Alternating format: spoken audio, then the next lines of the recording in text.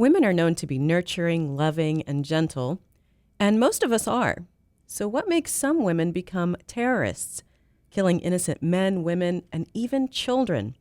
Between 1985 and 2008, female suicide bombers carried out about a quarter of all such attacks. They're not as threatening as men are and can get closer to their targets. Mia Bloom is a professor of women's studies and also a terrorism expert. She's written a book about female terrorists called Bombshell, and Mia Bloom joins me in the studio. Mia, welcome. Thank you so much, Mimi. Why are female operatives so valuable to terrorist organizations? Well, the terrorist groups, for the most part, are very often inspired by maximizing their publicity. And in fact, you can go back all the way to Maggie Thatcher that used to say that the media is the lifeblood of any terrorist organization, because without the media, they can't disseminate their message and they can't terrorize.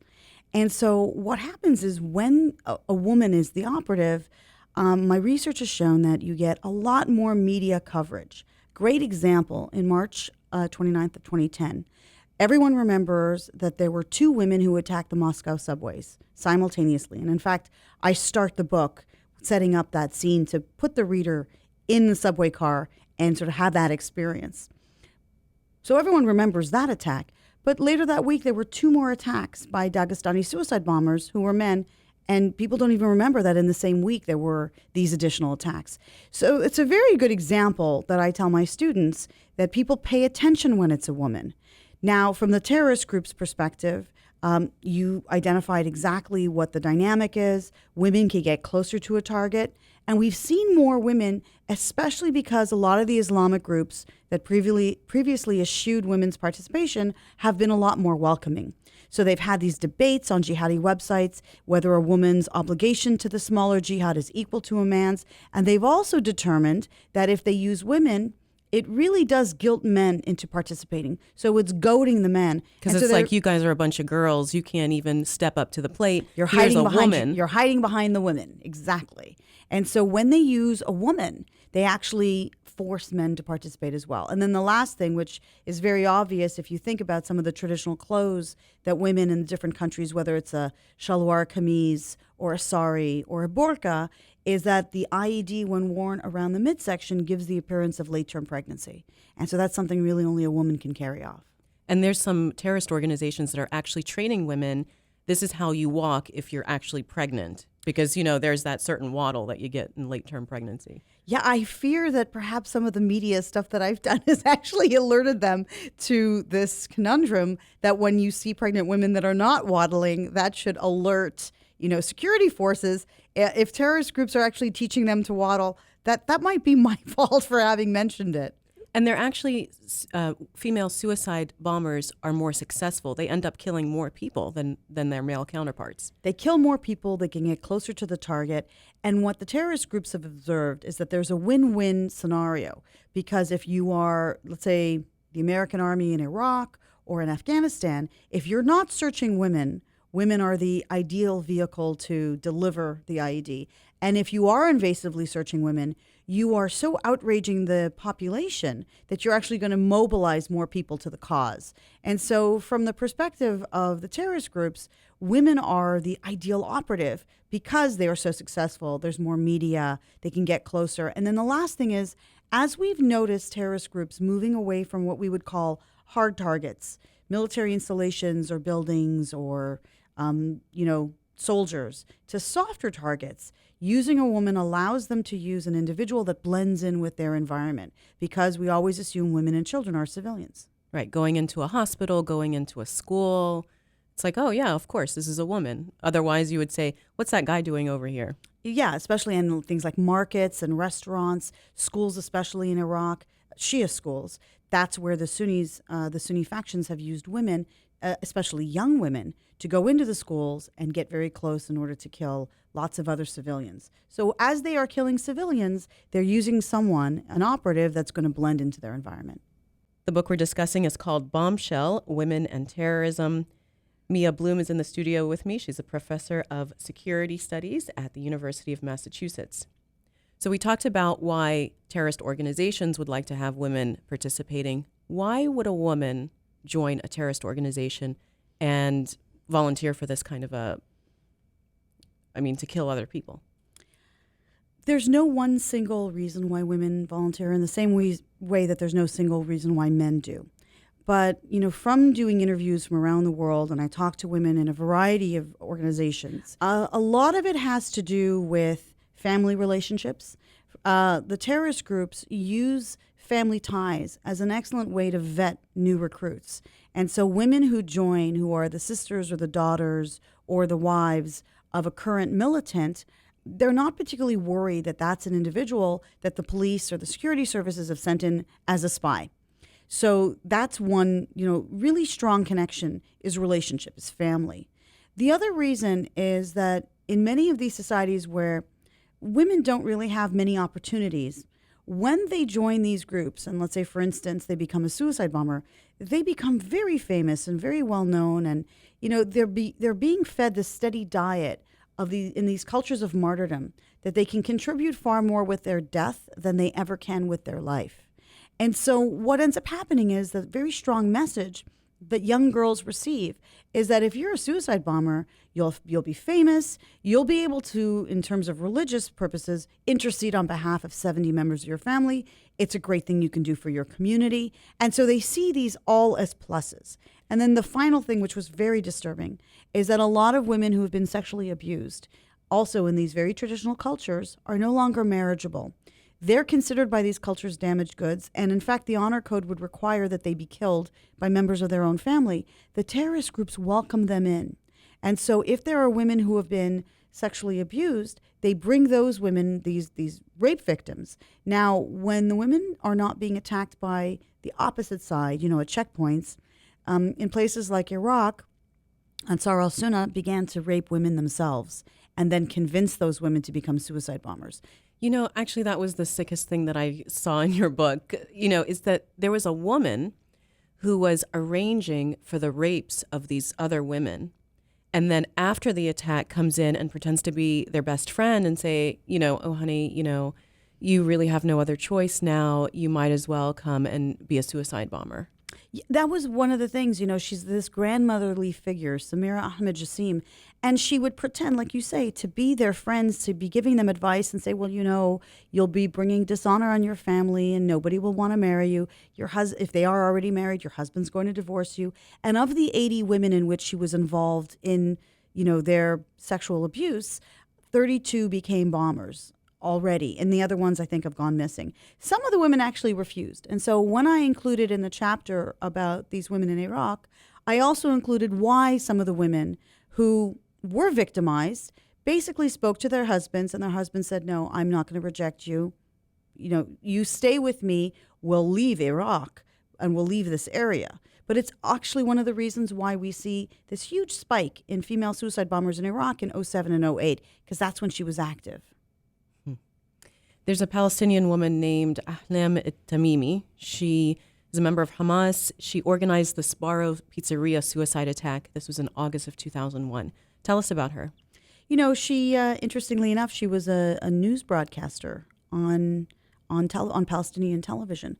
And she left the studio. So what was it? I think she left the attack, sat down in the studio, did her makeup, powdered her nose, reported the attack, for which she had been instrumental in the planning of the operation.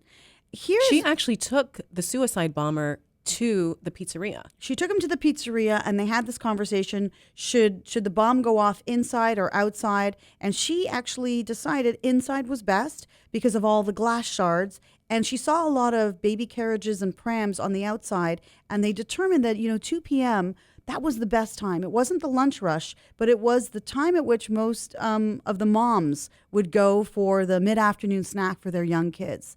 And so that was going to maximize the effect.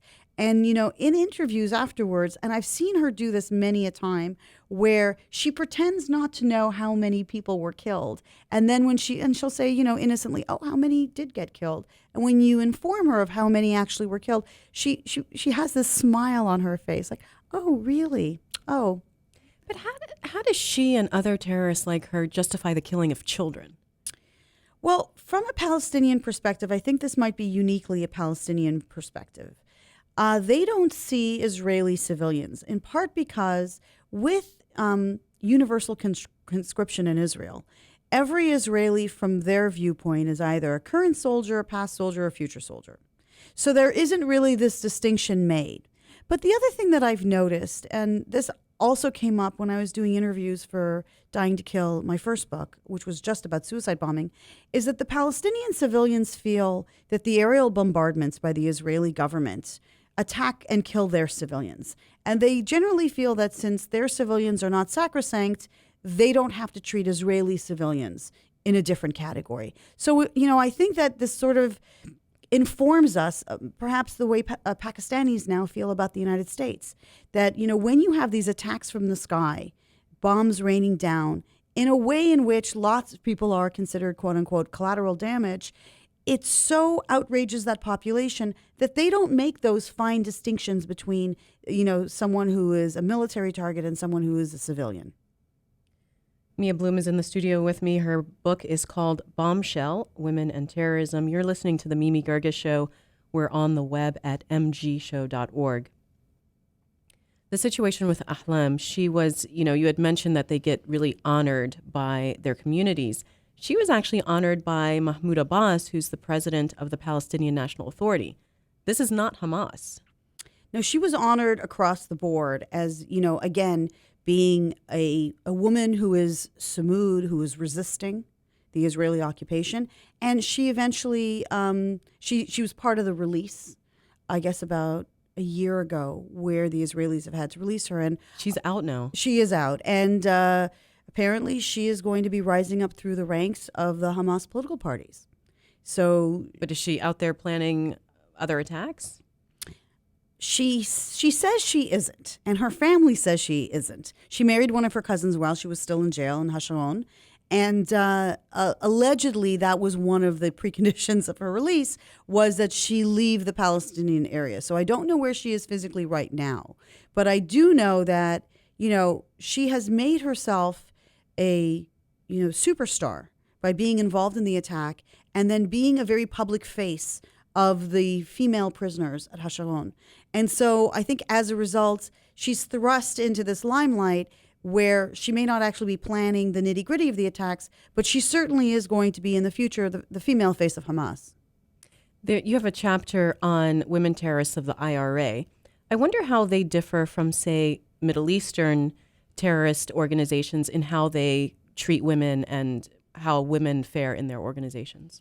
The thing that I found about the IRA, because, part of it was I was trying to get at, is there a feminist agenda for women who participate in terrorist groups? Because I think when people like Andrea Dworkin have looked at female suicide bombers, the feminist understanding is that the women are trying to level the society or become, more equal to the men in the society. So that was one of the questions when I would have an interview, I would ask them about that. And the Republican women with whom I spoke actually were somewhat resistant to the Irish feminist movement, that they felt that Irish feminism had abandoned them. And so that the Irish feminist movement was not part and parcel of what they stood for. And yet, as they described what they did in the movement, they were always treated equal to men. None of them experienced sexual harassment. There was none of that. There were actually also very strict rules about not fraternizing, although that did occasionally happen. But because a lot of the male prisoners or the men go off to prison for several years, there are very strict rules and regulations about the wives who are left behind, what they're allowed to do and not allowed to do. So the women in the organizations are not fooling around. The other thing that was so striking for me was that a lot of these women now, if you go to Belfast, you go to Stormont, a lot of the women who previously were in the Provisional IRA now hold positions of power as elected officials. And so that is one example where participation in the movement actually did result ultimately in, their representing their community at the highest levels of government.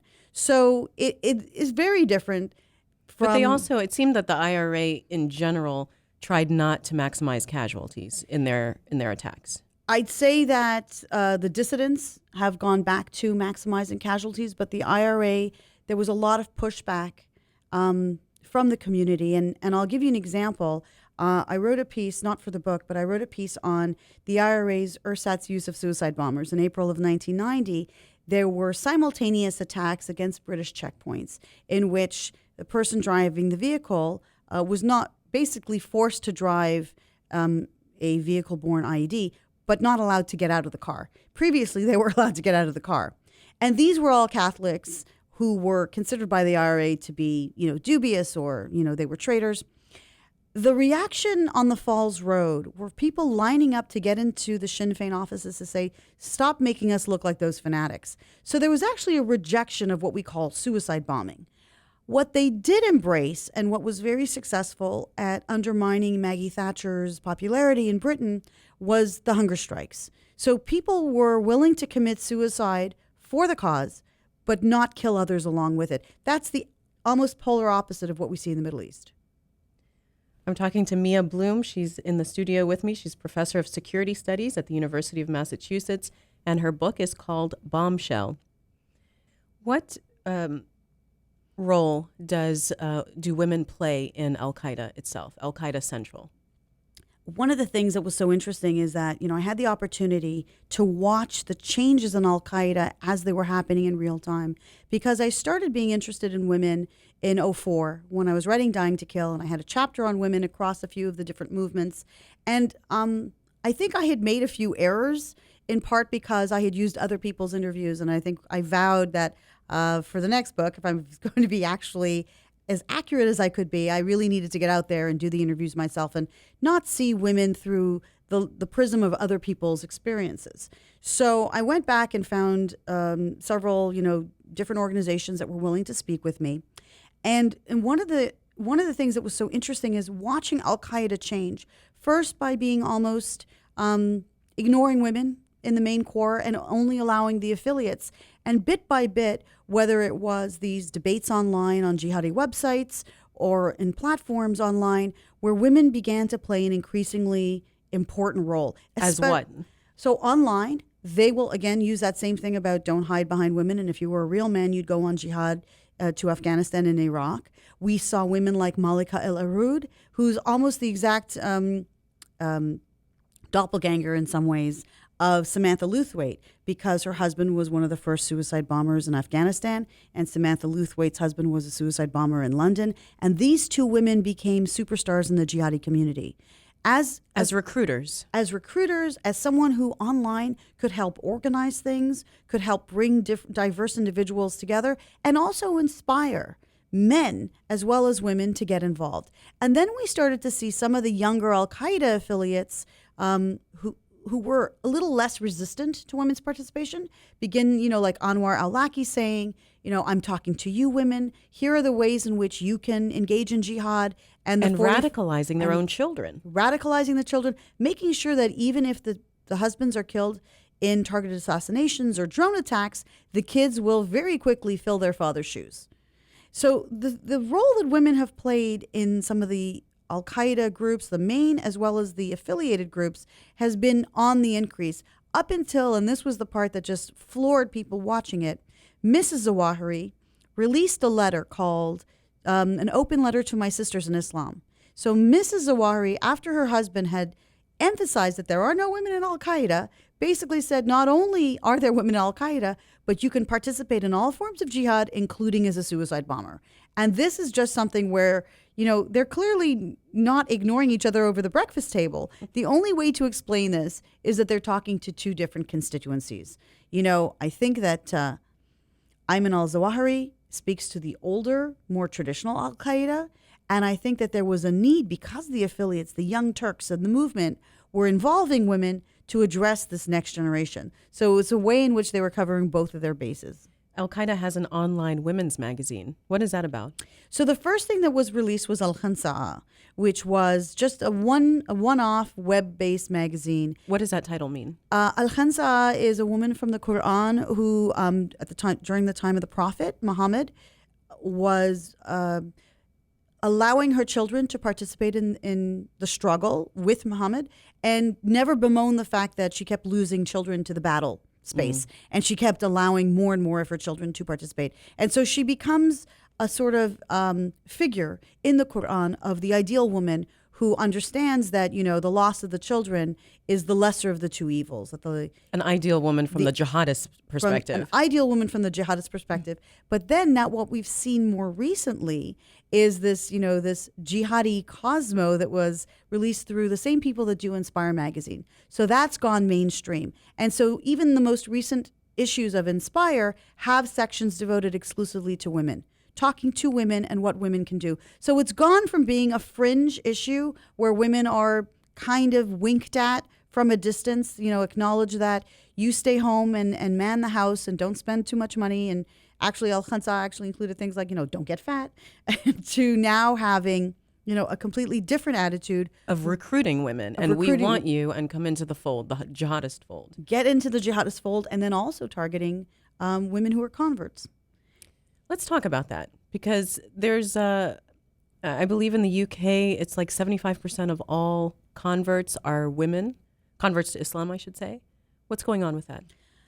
Well, first of all, Islam is one of the fastest growing religions. So we should, not be surprised that there are large numbers of converts to Islam, because it is one of the fastest growing everywhere from the West to China, globally in Africa, everywhere on the map. This isn't surprising.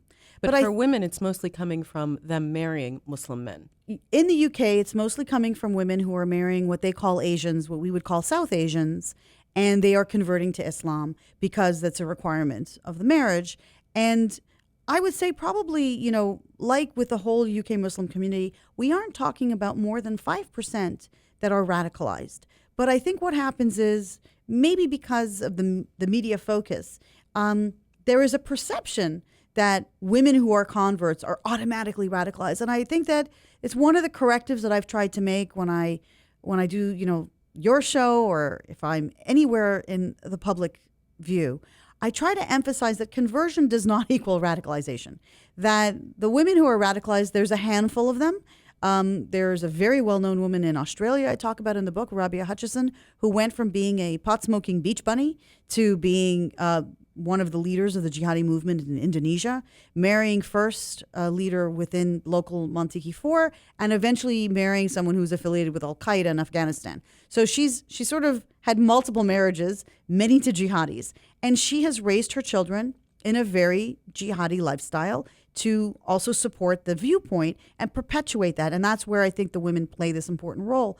But we shouldn't necessarily think that conversion right away, that all of the women are radicalized. But sometimes they feel like they're not good Muslim women, so they try to overcompensate and try to become more radicalized than they would normally have been. I think you've hit the nail on the head. I think that, as with all converts, because you're not born into a faith, there is a need to perhaps overcompensate and show that you're extremely devoted to a particular cause. I think the other thing that's important to remember is that many of these converts will not be able to read or speak Arabic. So it's not like they can go to the Quran and read what the Prophet says, and they very much rely almost exclusively on what they're told the Quran and the Hadith and the Sunnah say. And so they are maybe more easily convinced that, the Prophet would have supported this kind of activity, when anyone who's a Muslim that can read the Quran was like, wait a second, that's only half the sentence. The surah continues and says, but the Prophet always preferred peace. Those people who can't read the Quran, especially converts, who don't speak the language, they don't have access to it, they may not be able to have the ballast and the wherewithal to fight off the distortion of the faith. Well, people that are born into it a lot of times don't have that as well, unfortunately. You mentioned her before, Samantha Lewthwaite. She's a Western woman, was married to one of the London bombers, and she's known as the White Widow. We don't know for sure, but she may have planned the Kenya Mall attack. She may have actually been there directing the killing. What do we know about her? So what we know about her, so she was married to Jermaine Lindsay, and in fact, there are different stories. Her father was actually a soldier in Northern Ireland, and so she's half British, half Irish. And it's been quite shocking for the family, for the father to be considered a patriot in his community, to have this daughter who is now involved in terrorism. What happened is that she denied any knowledge of Jermaine Lindsay, and in fact tried to sue the British government for allegations that Jermaine Lindsay, her husband, had been involved in the 7/7 bombing in 2005. But turned around, sold her story to one of the tabloids for something like £30,000, and then took the money and went to Africa to give the money to al-Shabaab. So she's been affiliated with the Somali terrorist group that is connected to Al-Qaeda, al-Shabaab, which means sort of the youth. And I think that the evidence is now that she was not personally at Westgate Mall. But there's still questions surrounding whether or not she may have had a support role. Like I said, a lot of these women are on the internet goading people, especially goading people from around the world to go on these different kinds of jihad. And I think that I have a personal issue with calling her a white widow only because, it's a foil to the way in which the Chechen women are referred to as black widows, except the Chechen women are in the Caucasus and they're Caucasian and they're all white. So this distinction for calling her white widow, I think, is only was a media invention because she was originally, Christian. But she's no less or more white than the black widows in Chechnya. I think it refers maybe also to the clothing. Mia, what's your next book going to be about? So I've been spending a lot of time going back and forth to Pakistan to work with an organization called Sabaun. Sabaun stands for Dawn's First Rays of Light. It's an organization that is rehabilitating children who were forced by the Pakistani Taliban to either become suicide bombers or to become sharpshooters, to be involved in the movement in some capacity. Many of these children were coerced because, there's a knock at the door, let's say in the Swat Valley or in Malakand. This is the area, Swat Valley is where Malala Yousafzai is from. And so the radicals will show up. It's a very poor area, and they will demand something like 5,000 lek, which would be the equivalent of, $5,000, a lot of money for poor people. And when the families cannot pay this extortion, the terrorist group will say, fine, give us one of the children. And so in some instances, the parents handed over the kids. In some instances, the kids were actually just kidnapped or taken. Some were runaways. Some were kids with drug problems and alcohol problems. And the terrorist movement presented itself as being an opportunity for the kids to get rehabilitation. So the parents enthusiastically, engaged the movement. These kids are aged 6 to 16. So they're not adults, not by any stretch. And so the school, it's basically a school, is giving them an education. It's giving them a lot of treatment psychologically for post-traumatic stress. It's also sort of following from what we were just discussing. They're getting an Islamic education because the Islam that they were taught by the terrorist group is a complete distortion. So they're getting classes in Islamic theology. They're learning languages, math. That's teaching them the peaceful verses. It's teaching them everything. And in fact, some of the kids that I spoke to who were graduates are going on to scholarship at a medical school. Mia Bloom, she's a professor of security studies at University of Massachusetts and an author. Her book is Bombshell, Women and Terrorism. It's published by University of Pennsylvania Press. Mia, thanks so much for being on the program. Mimi, thanks so much for having me, and it was great to see you again.